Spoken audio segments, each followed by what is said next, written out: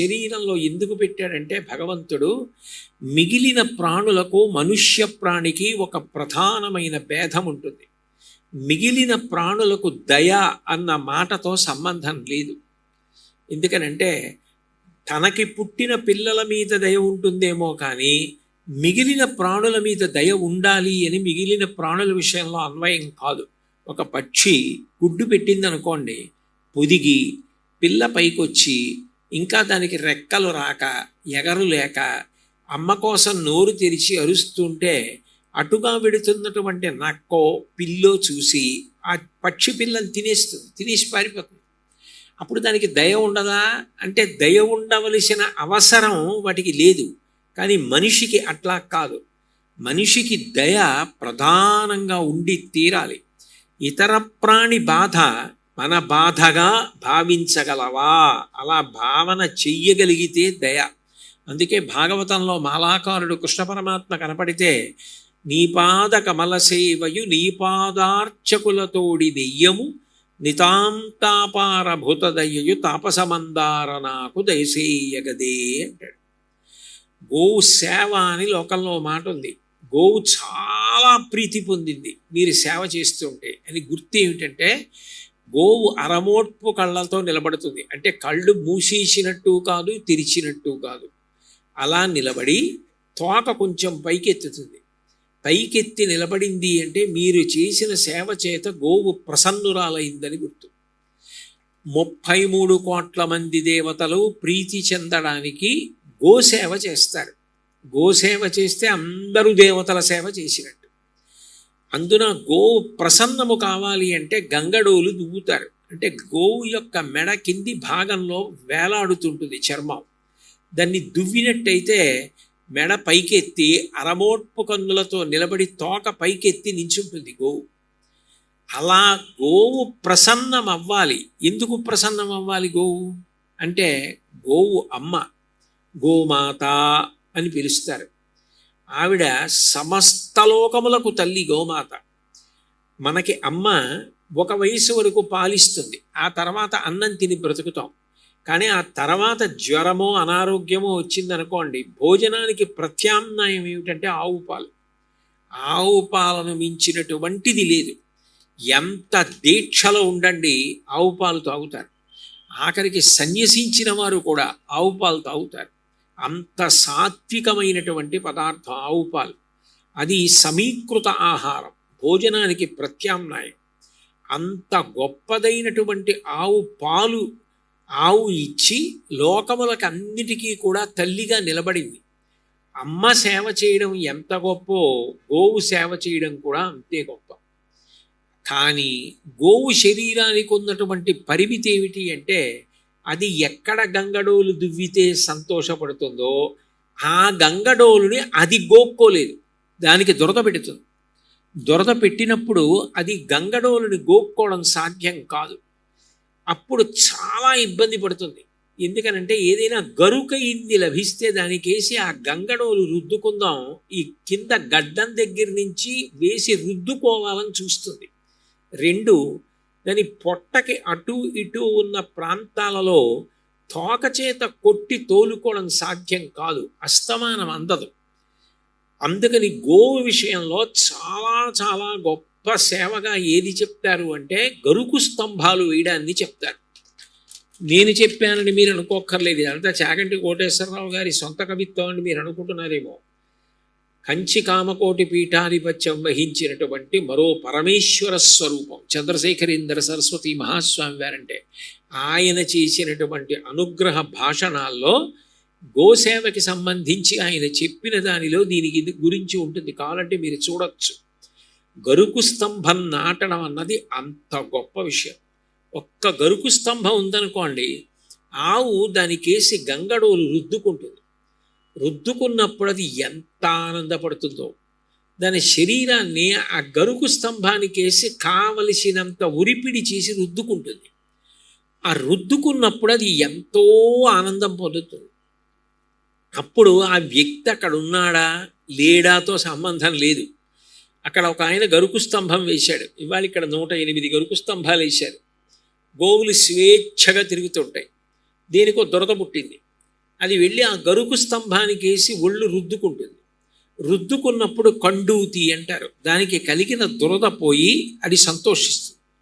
ఆ సంతోషించిన కారణం చేత అది రుద్దుకున్నప్పుడు వెంట్రుకలు ఎన్ని పడతాయో అన్ని సంవత్సరములు పితృదేవతల్ని ఉత్తీర్ణుల్ని చేస్తారు. అంటే మా వంశంలో ఎవడైనా గోశాల్లో గరుకు స్తంభం వేస్తాడా అని ఎదురు చూస్తూ ఉంటారట. గోశాల్లో గరుకు స్తంభం వేయడం అన్నది అంత గొప్ప విషయం. నిజంగా ఇవాళ ఇక్కడ ఇన్ని వందల గోవుల్ని పోషణ చేస్తూ ఇన్ని వందల గోవులు అలా స్వేచ్ఛగా తిరగడానికి అవకాశం కల్పించి అన్ని వందల గోవుల కండూతి పోవడానికి అంతంత పెద్ద పెద్ద స్తంభాలు 108 గరుకు స్తంభాలు వేశారంటే ఎక్కడ నిలబడినా ఎక్కడ కూర్చున్నా కనపడేటట్టుగా అలా వేసి అంత గొప్ప పూజ చేసి వాటిని ప్రారంభం చేశారు. అంటే గోసేవ విషయంలో ఇక్కడ ఈ ప్రాంగణం ఎంత కొత్త పుంత తొక్కిందో, ఎంత సేవాభావంతో, గోవు యందు ఎంత పవిత్రమైన భావనతో, ఎంత భక్తిభావంతో చేస్తున్నారో అర్థమవుతుంది. కాబట్టి గోసేవ, గోగ్రాసం పెట్టడం అంత గొప్ప విషయం. గోవుకి చెయ్యడము అంటే యజ్ఞము చేయడం చేత లోకమంతా సంతోషించడానికి ఎట్లా కారణమవుతుందో అట్లా కారణమవుతుంది. అందుకే మీరు మహాభారతం పరిశీలిస్తే మహాభారతంలో భీష్మాచార్యుల వారు చెప్తాడు, ధర్మం ఎక్కడుంటుందో అక్కడ గోజాతి వృద్ధి చెందుతుంది. 9 సంవత్సరాల క్రితం ఇక్కడ 100 ఆవులు ఉండేవండి, ఇప్పుడు ఇక్కడ 400 500 ఆవులు ఉన్నాయండి. అంటే దాని అర్థం ఏమిటంటే దేవతలు ప్రసన్నులయ్యారని గుర్తు. గో సంతతి పెరగడం, గో జాతి పెరగడం, గోవులు అంత ఆనందంగా ఉండడం, అంత శ్రేష్టమైన పాలనివ్వడం, అంత బాగా ఆరోగ్యంతో గోవులు ఉండడం ఎంతో గొప్పది. సాధు గోమాత భరత భూ శ్వాసకోశ అన్నాడు ఒక కవి. ఎంత ఆరోగ్యంగా ఉన్నా, మిగిలిన అవయవాలు ఎలా ఉన్నా, ఊపిరితిత్తులు సరిగ్గా లేవనుకోండి, ఊపిరి అందదు. ఊపిరి అందకపోతే ఆ వ్యక్తికి సుఖము అన్న మాట ఉండదు. ఊపిరి ఆడినంతకాలం, ఊపిరి అందినంతసేపే సంతోషంగా ఉంటాడు. అట్లా ఊపిరి అందడానికి కారణమైనటువంటి ఊపిరితిత్తులు ఏ స్థానంలో ఉంటాయో భారతదేశానికి అంతటికీ కూడా గోవు శ్వాసకోశ లాంటిది, ఊపిరితిత్తులు లాంటిది. అంటే మనం గోవుని పోషించడం, గోవుని రక్షించుకోవడం అంత గొప్ప విషయం. ఇక గోసేవ గురించి ఎంత చెప్పినా తక్కువే. గోవుని సేవించడం అంత గొప్ప విషయంగా చెప్తారు. గోసేవ కొరకు ప్రత్యేకంగా మేం చేస్తామని అర్రులు చాచి వచ్చి గోసేవ చేస్తారు. ఆ గోసేవ చేసేటప్పుడు కూడా దానికి ఒళ్ళు తొడవడానికి మెత్తటి కూర్చెలు అంటే బ్రష్లు, బట్ట ఇటువంటివి వాడి గోసేవ చేస్తున్నప్పుడు గోవు ఎంత సంతోషాన్ని పొందుతుందో. నేను కాకినాడలో ఆకొండి లక్ష్మీ స్మారక గోశాల అని ఆ గోశాల ప్రాంగణంలో చూస్తూ ఉంటాను.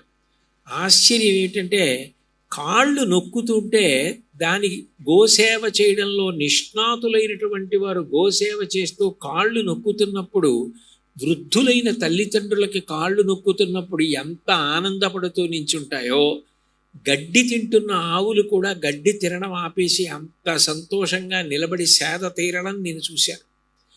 గోవు అంత గొప్పది, గోసేవ అంత గొప్పది, ఆవు పాలు అంత గొప్పవి.